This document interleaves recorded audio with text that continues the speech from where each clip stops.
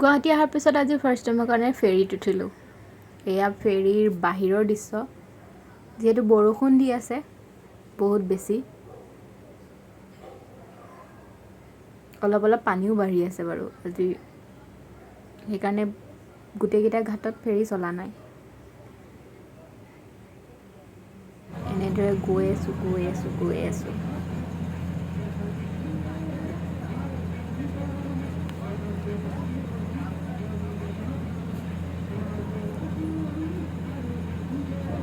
তাৰপাছত লাহেকৈ গৈ কিনে ফেৰীৰ পৰা নামিলোঁ। নামাৰ পিছত টমটমত গৈ আছোঁ, আমি য'ত যাব লগা আছিলে তাতে।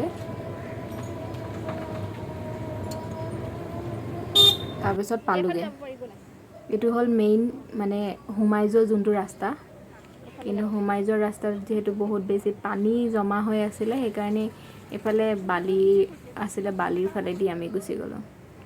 তাৰপাছত গ'লোঁ, সেইটো কাম কৰিলোঁ। তাৰপিছত কাম কৰি অহাৰ পাছত আমি যিহেতু ফেৰী দেৰি হৈ আছিলে, অকণমান মানে দেৰিকৈ আছে ফেৰী, সেইকাৰণে আমি দৌল গোবিন্দ মন্দিৰত সোমালোঁ। মন্দিৰত সোমাই কিনে অলপ আশীৰ্বাদ ল'লোঁ। তাৰপিছত এয়া মিঠুবাই কিবাকিবি দেখাই আছিলে মোক, কিমান দাম কি কথা। তাৰপিছত এইটো হ'ল দৌল গোবিন্দ মন্দিৰৰ বাহিৰৰ দৃশ্যটো। বহুত বান্দৰ আৰু গৰু কেইটামান থাকে আৰু, যোনকেইটা একদম মানুহক ধৰি লয়। সেয়া এইগৰাকীয়ে চাই আছে মোলৈ।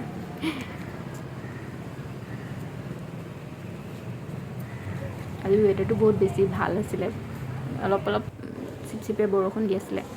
এয়া হ'ল দৌল গোবিন্দ মন্দিৰৰ ভোগ, প্ৰসাদ, কল আৰু পায়স।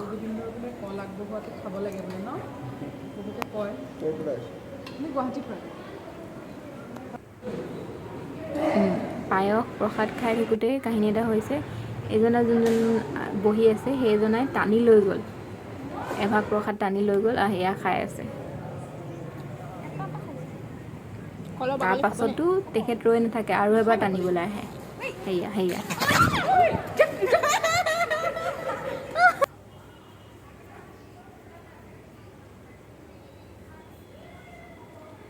তাৰপাছত আৰু তেওঁলোকে যিহেতু খাইছে, খাই কিনে বাকীখিনি আমি অলপ যিখিনি থাকিলে খালোঁ, খাই পাছত গুচি আহিলোঁ। আৰু ভাল লাগিলে পৰিৱেশটো।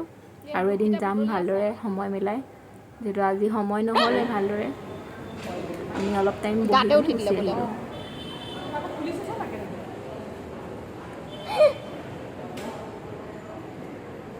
জমনি হয়।